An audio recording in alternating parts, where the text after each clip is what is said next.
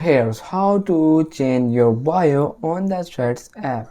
If you are on the Threads app, you just sign up on the Threads app. Then you have two different options. One is that you can just import whatever bio you have on your Instagram account. You can create a brand new account on Instagram. Once I will show you how to do this type of thing on your Instagram account from Threads. So let's start it, and let's tap on the profile icon at the bottom right. Now you can see edit profile towards the top left. Let's tap on that. Now you can see bio. It has right a bio. I can tap on it. As I said before, you can import the bio from Instagram at the very bottom. Let's see.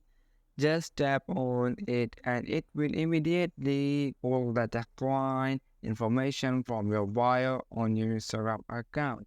Or you can use the exact same strategy one and hit done at the top right, or you can edit it to use different font, different size, emojis, all of this stuff the same way that you would on your Instagram. Hope this helps you, and if you have any question, comment down below and I will catch you on the next one.